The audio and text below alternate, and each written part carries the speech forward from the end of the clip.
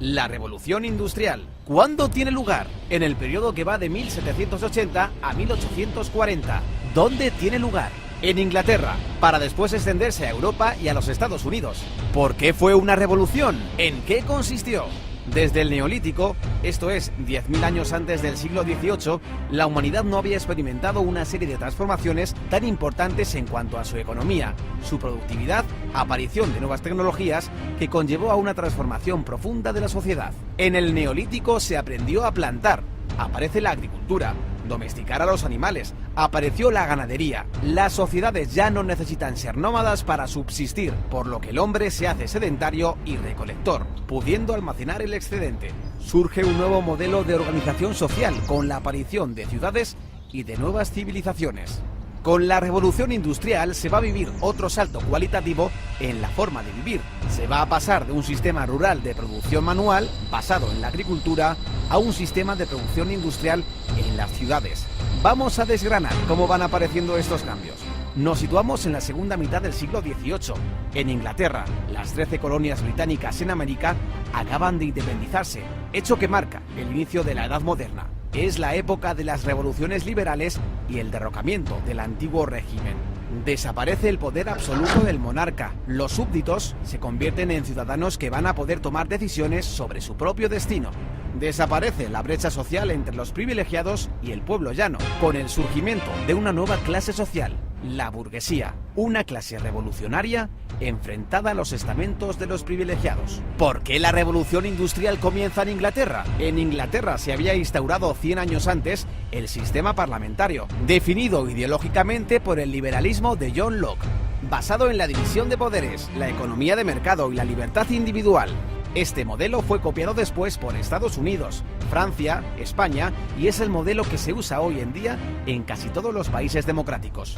Este sistema presta un nivel de seguridad jurídica que proporcionaba suficientes garantías para el empresario privado. Ello sumado a una mentalidad protestante más abierta que en otros países del sur de Europa, un periodo de paz dentro de Gran Bretaña, un buen sistema bancario, cierto equilibrio monetario y la ausencia de inflación hacen que se den las condiciones para que aparezca el capitalismo. Y con ello, la revolución de la industria. Inglaterra también tenía una posición geoestratégica privilegiada, poseía una gran flota naval que dominaba los mares, controlaba, entre otros, los territorios del subcontinente indio, fuente importante de materias primas para su industria, como el algodón que alimentaba la industria textil.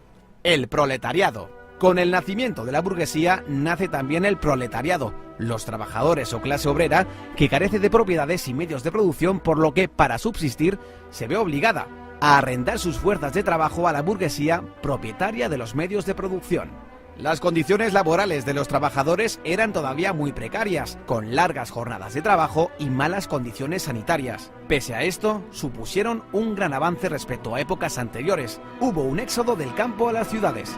Las grandes ciudades mejoraron su alcantarillado y mejoraron las condiciones de salubridad. Se redujeron las epidemias y Edward Jenner descubrió la primera vacuna contra la viruela. Se redujo la mortalidad infantil. La consecuencia fue una gran explosión demográfica. En un siglo se triplicó la población del país. Aumentó la esperanza de vida de los 35 a los 50. El capitalismo trajo progreso y el salario medio en Inglaterra se duplicó. Los precios bajaron y mejoró sustancialmente la calidad de vida. Aunque el nivel de vida mejoró en el cómputo general, los grandes beneficiarios fueron los burgueses, que pasan de ser una clase social revolucionaria a una clase acomodada. La burguesía, cuya situación de privilegio social se basa fundamentalmente en la fortuna, desplaza definitivamente a la aristocracia terrateniente, cuyos privilegios estaban en su origen o en sus vínculos de sangre. Pero el nivel de vida de la clase obrera todavía tendría un amplio margen de mejora, y si no, que se lo digan a Karl Marx. ¿Cuál fue el principal avance tecnológico de la revolución industrial? La máquina de vapor fue un invento que perfeccionó el ingeniero escocés James Watt. La máquina de vapor consiste en un motor de combustión externa que transforma la energía térmica de una cantidad de agua en energía mecánica.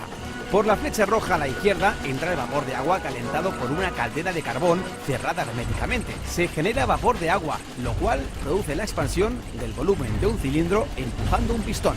Mediante un mecanismo de biela a manivela, el movimiento lineal alternativo del pistón del cilindro se transforma en un movimiento de rotación que acciona una rueda, ¿Qué aplicaciones tuvo la máquina de vapor?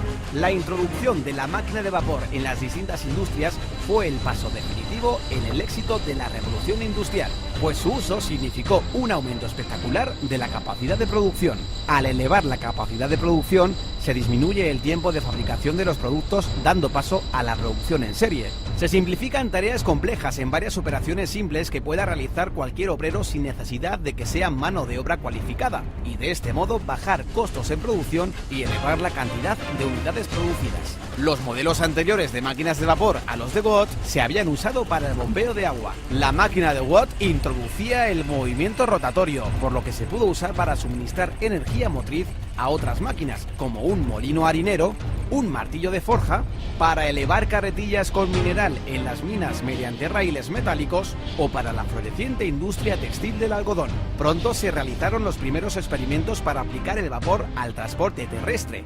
George Stephenson, que comenzó experimentando con el transporte de grandes cargas en las minas de carbón, puso a punto su primera locomotora. La construcción del ferrocarril de Liverpool a Manchester en 1829 consolidó su fama para siempre. El ferrocarril permitía transportar materias pesadas a 40 km por hora, una velocidad antes impensable, acortando extraordinariamente el tiempo de los desplazamientos y permitiendo vertebrar el comercio interior, escasamente desarrollado hasta entonces. El volumen de los intercambios se multiplicó. También se aplicó el vapor en otro ámbito de la industria del transporte, la navegación fluvial y marítima, con la invención de los barcos de vapor. Otro avance digno de mención fue el alumbrado público de gas. Las ciudades se convirtieron en lugares más seguros para viajar. Al instalar lámparas de gas en las calles, se redujeron las tasas de delincuencia. Al final de la revolución industrial, las ciudades se habían transformado. La población de Inglaterra se había triplicado. Las ciudades de Birmingham y Manchester prosperaban como ciudades textiles. Ruedas mecánicas tejían su tela y sus chimeneas echaban humo sin parar.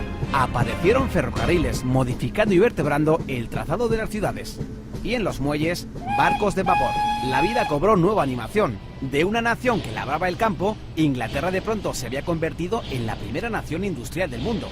Pero todo esto solo es el principio, pues a partir de 1850 entramos en la segunda fase de la revolución, conocida como la Segunda Revolución Industrial.